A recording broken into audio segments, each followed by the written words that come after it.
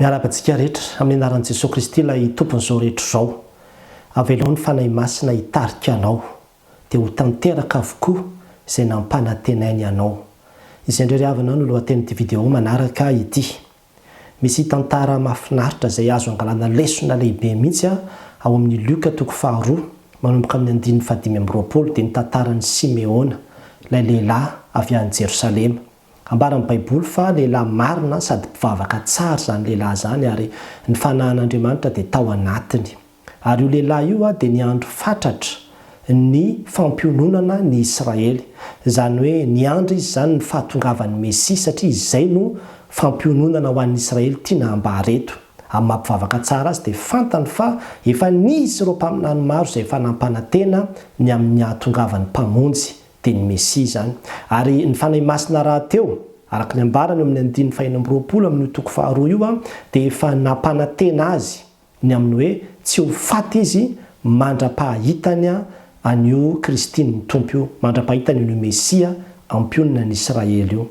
Dia niandry angamba mety efa hoe antitra mihitsy izy izany fa dia ahoana ny nataony teo ampiandrasana ny fahatanterahana izay teny fikasana no raisiny sy nandrandray ny fatratra izay. Dia ny soratra masina ihany no mahamaly azy eo amin'ny 7:20 zao raha vakina izy toy izy manao hoe ary nentin'ny fanahy masina averika any ary nentin'ny fanahy masina niditra teo ankianjan'ny tempoly izy ary rehefa nampidirin'ny ray aman-dreny ny Jesosy zaza mba anaovany araka ny fomba ny lalàna ny amin'ny zaza dia nitrotro azy izy ka nidera an'Andriamanitra. Teto ny fotoana nahazahoan'ny teny fikasana, teto ny fotoana natanteraka ilay teny fikasana dia teo anelanelan'izay nentin'ny fanahy masina izy sady niaritra izy izany dia nahandry dia nentin'ny fanahy masina izy dia tonga tamin'ny fahatanteran'ilay teny fikasana. Izany hoe ny fanahy masina izany no niteny tamin'ny andao any ankianjan'ny tempoly izao dia nandeha tany ka tamin'io fotoana io koa Jesosy nentin'ny ray aman-dreny nofirano dia nifanena tamin'i Jesosy izy dia niraisiny trotrony zaza. Dia izy manao hoe ankehitriny Andriamanitra alefanao amin'ny fiadanana ny mpanomponao fa ny masoko efa nahita ny famonjenao. Tanteraka ny teny fikasan'Andriamanitra. Inona zany ny formule izay tokony tadiditsika rehetrarehetra? Rehefa mandray teny fikasana ianao dia mila mandeha araka ny fitarihan'ny fanahy masina ahatanteraka ilay teny fikasana eo amin'ny fiainanao. Ary izany efa tenin'Andriamanitra izany any amin'ny Filipianina 4:17 ozy manao hoe fa Andriamanitra ny miasa ao anatinareo na amin'ny fikasana na amin'ny fanaovana ahatanteraka ny sitrapony. Izany hoe any amin'ny fiandohana mihitsy vao manao fikasana ianao, misy teny fikasana voarainao dia misy zavatra be dia be atao dia misy asan'Andriamanitra ao anatin'izany ahatanteraka ny sitrapony. Ka iza moa l'Andriamanitra izay miasa io fa tsy ny fanahy masina ve? Dia ahoana amin'izay ary ilay hoe mandeha hoe ho tarihin'ny fanahy masina satria eo koa manko indray mbola lasa mivadika zavatra ohatran'ny mistika be zany na ny olona sasany hoe ndana makany anaty ala riana, ndana makany anaty tendrombohitra riana, miandro manofina, miandro mahita fahitana vao hoe zay zany ny zavatra tenenin'ny fanahy masina amiko. Ny dikan'io ravana dia tsotra, manao ny sitrapon'Andriamanitra. Raha mijerytsika ny Hebreo 12:5-7 dia ozy manao hoe fa tokony hanana faharetana ianareo izy mba hahazahoanareo izay lazainy ny teny fikasana rehefa vitanareo ny sitrapon'Andriamanitra. Izany hoe raha ataoko sary ilay izy dia ny hoe mila manana faharetana ianareo izy mba hahazahoanareo an'ilay lazainy ny teny fikasana rehefa vitanareo ny sitrapon'Andriamanitra. Izany hoe ny sitrapon'Andriamanitra zany mandeha mialoha ny fahazahoana ilay teny fikasana ny dikany. Raha ohatra ka averiko arafitra kely zany ilay fehezanteny mba hahazahoantsika azy amin'ny fomba tsotsotra dia ny hoe fa tokony hanana faharetana ianareo ary manao ny sitrapon'Andriamanitra ahazahoanareo izay lazainy teny fikasana. Dia izay zavatra izay zany miverina foana ilay izy na tamin'ny Luka na tamin'ilay Filipianina na eto amin'ity Hebreo ity dia efa izay mihitsy zany ny formule an'ilay izy ny amin'ny hoe ianao raha miandry teny fikasan'Andriamanitra na miandry valim-bavaka avy amin'Andriamanitra ianao, mety misy tenany tena nampanantenan'Andriamanitra anao fa ho ataony aminao dia mila manao ny sitrapon'Andriamanitra ianao ry havana.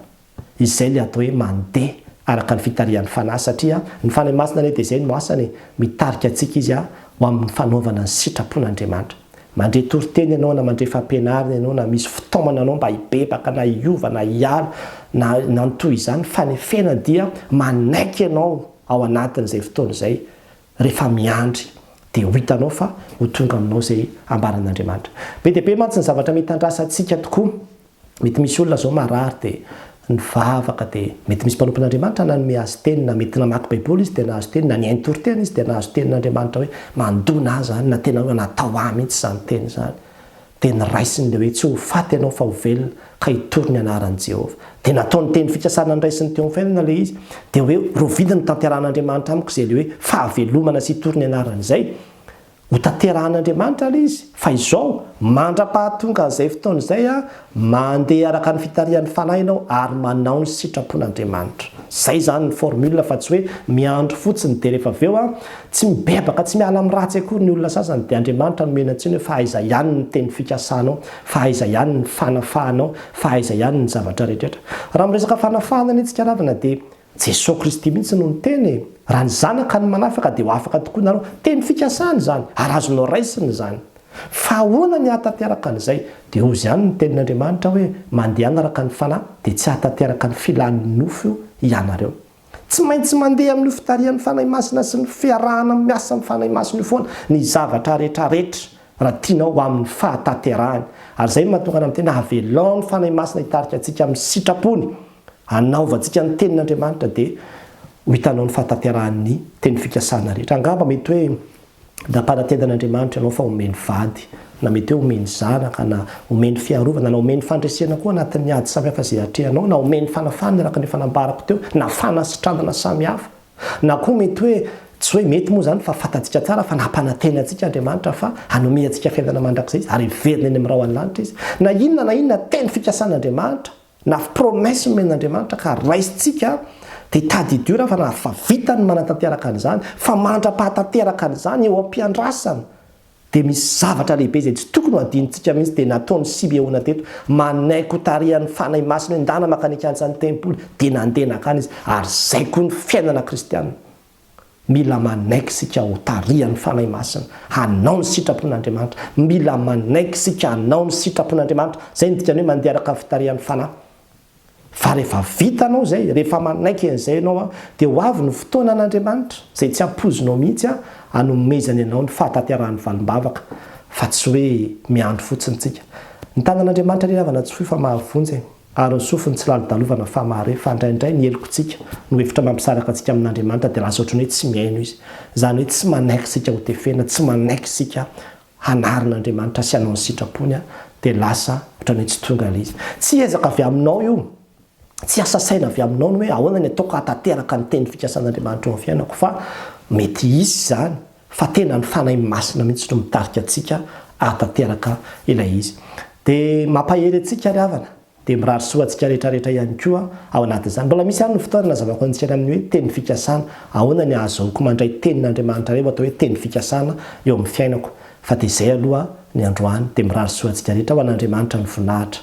Amen.